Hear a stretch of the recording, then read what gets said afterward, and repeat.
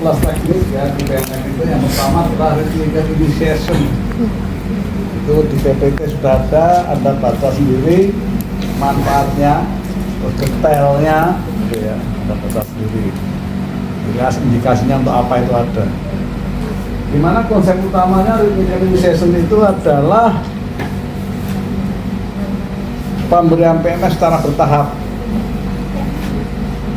mulai dari pasif. Kalau sudah mampu maksud saya ada kontraksi otot gitu ya, mulai kita tingkatkan dengan aktif. Setelah aktif semakin kuat, kita kuatkan lagi dengan resistif. Jadi itu tahapan ini disesuaikan dengan kemampuan. Yang pada pasien itu adalah body posisi, itu rojo lupa pokoknya. Besok kalau hujan nomor sida terus body ini posisinya ya. Itu misalnya saya ngambil pola fleksi ABD ISO itu ya, buka jari-jari, nggak usah apa-apa tetap diberikan, semua diberikan, karena ini kan kita pura-pura dia nggak bisa kontraksi ya. Buka jari-jari, saya yang buka ini ya, terus saya angkat, terus ini yang saya perintah tapi dia belum bisa, dia yang gerakan saya. Terus lawannya genggam tangan saya, tarik ke bawah seperti itu.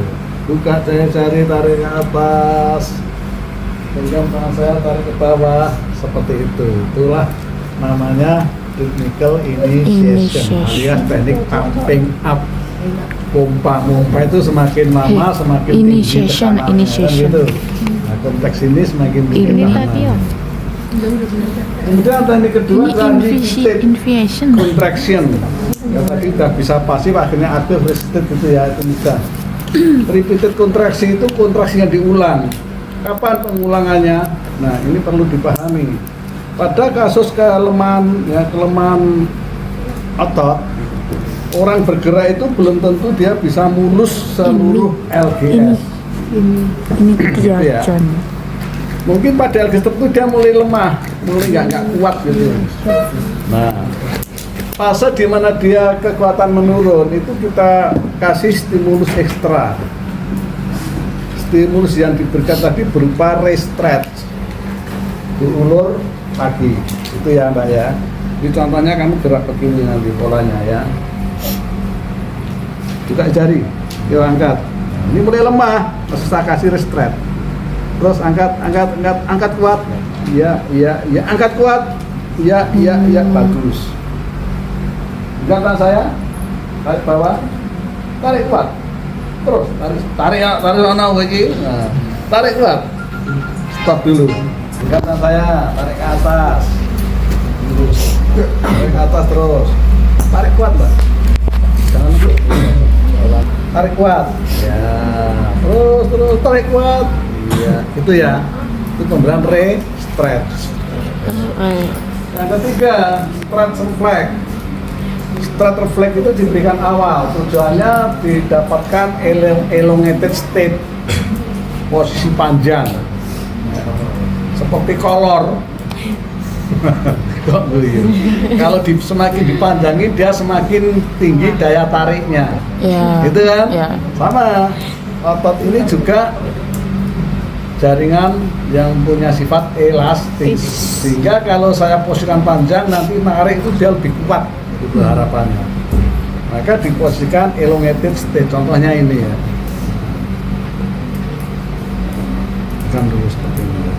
Sebelum saya mulai ini saya tarik sepanjang mungkin. Ya. Buka ya jari, terus angkat. Iya.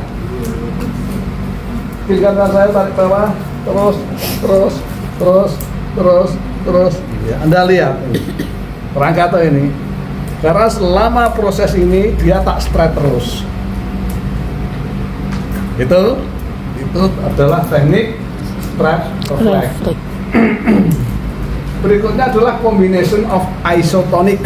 Ini kombinasi antara isotonic dan isometrik. Masih ingat nggak? Apa itu isometrik? Apa itu isotonik? Udah lupa. Iso itu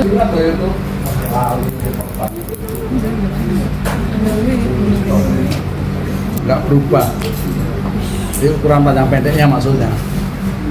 Tonusnya yang meningkat. Isotonik, iso sama tonik, tonus. Tonusnya sama.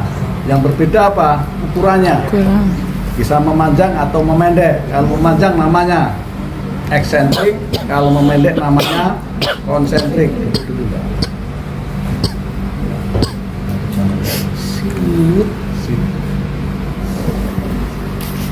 Jadi contohnya tekuk sikunya mbak. Ya, ini dia biceps secara konsentrik karena dia memendek. Oke. Turun perlahan. Iya, turun perlahan. Iya, lah ini biceps memanjang. Tricepsnya bagaimana? Tricep nggak kerja, rileks. Hati-hati loh ya, ini banyak persepsi salah. Tekuk mbak ya, pelan-pelan aja. Nah, yang membuat lengan bawah ngangkat itu adalah bicep. Oke, ini menekan. Kalau yang membuat dia turun sebenarnya adalah gravitasi. Paham tak? Nggak usah ditarik tricep aja dia sudah turun. Nah, cuma supaya tidak langsung bludak gitu, ya kan? Seperti ini contohnya. Ini gravitasi. Kantor toh gerakannya. Yeah. Ini kan tak suruh pelan-pelan. Berarti dia harus dikendalikan oleh siapa? Bicep dengan cara mengulur tadi. Seperti itu loh, Anda nimba air itu loh. Iya. Waktu Anda turunkan timba air, itu kan perlahan toh, nggak Anda lepas toh? Iya. Dulu ada orang berpengertian begini, tekuk ya mbak ya. Nah, yang membuat dia naik adalah bicep, sehingga bicep konsentrik. Tricepnya mengulur, sehingga dibilang eksentrik. Itu salah. Itu ya. Kenapa salah? Ini kan tipe kerja. Tipe kerja itu artinya ototnya bekerja. Apakah mungkin otot ini mendorong? Mungkinkah? Nggak mungkin, otot itu nggak bisa mendorong. Otot kan jaringan lunak. Ya, contohnya ini tali. Bisakah untuk dorong ini? Nah, lantas? Karena dia kayak ototnya ini. Dorong nggak bisa, nggak akan gerak didorong. Tapi kalau untuk narik, bisa loh, tak untuk narik, ngangkat HP-nya. Paham maksud saya ya? Berarti ini harus suruh mbak, tapi sekarang udah cepet ngerti ya. Karena penting ada pahami sekarang. Syarat suatu otot kerja eksentrik ya, apa itu? Hah? Syarat otot kerja eksentrik. Gerakannya dulu. Arah gerak mesti searah gravitasi. Nah, contohnya ini turunkan mbak pelan-pelan. Ke arah gravitasi. Dia mengendalikan, dia melawan gravitasi. Yang kedua, kecepatan. Kecepatannya itu di bawah kecepatan gravitasi. Sudah itu. Jadi kalau kamu ngasih contoh otot eksentrik pasti geraknya ke bawah. Udah gampang itu. Kalau gerak ke atas melawan itu mesti konsentrik. Isotonik inilah aktivitas kita sehari-hari. Dalam keseharian Anda itu aktivitasnya mesti kombinasi antara konsentrik, isometrik, eksentrik. Contoh, makan, ngambil, ya kan? Ngangkat, tekuk tadi ini, masukin mulut, diem tak? Masa langsung ubah terus nanti? Ubah terus itu teko-teko ya kan? Ya kan? Masuk mulut, balik, eksentrik, ambil, isometrik, ngangkat, konsentrik, ya kan? Masukin mulut, isometrik. Nah, basicnya itu sebenarnya. Nah, teknik ini yang menemukan adalah Greg Dawson. Dia melihat setelah murid ngasih apa ya. Yang melihat bahwa dalam aktivitas sehari-hari kita itu memang isinya kombinasi dari konsentrik, isometrik, dan eksentrik. Anda mandian juga gitu. Ambil airnya itu mesti konsentrik, dituangkan isometrik, turunkan eksentrik. Contohnya sekarang dari posisi duduk ke posisi berdiri. Ini kita latih dengan combination of isotonic supaya si quadricep ini kuat gitu loh misalnya. Karena quadricep itu sangat vital dalam kita beraktivitas jalan. Betul kan? Coba yuk, anu dia. Bentar. Angkat pantat, terus. Tahan di sini. Jangan tahan. Turun pelan-pelan. Ya.